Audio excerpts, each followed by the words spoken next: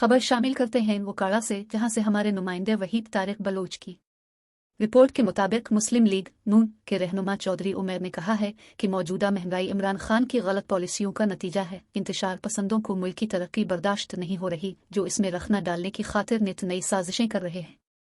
PTI हुकूमत की नाकिस पॉलिसियों के बाइस मुल्क में बहरानों ने जन्म लिया है। बिन ख्यालात का इजहार उन्होंने सहाफ़ियों से गुफ्तगू करते हुए किया। चौधरी उमर ने कहा कि पीटीआई की 2 सूबों में हुकूमत है।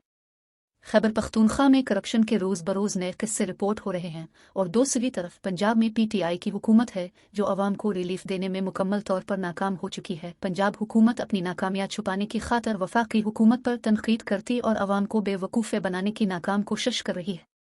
इमरान खान ने मुल्क की मईशत का बेड़ा गर्क किया है, जिसे ठीक करने में वक्त लग रहा है। मुल्क में मौजूदा महंगाई इमरान खान की नाकाम पॉलिसियों का नतीजा है। अब तक के लिए इतना ही। मज़ीद खबरों के लिए हमारे चैनल को फॉलो करें। शुक्रिया।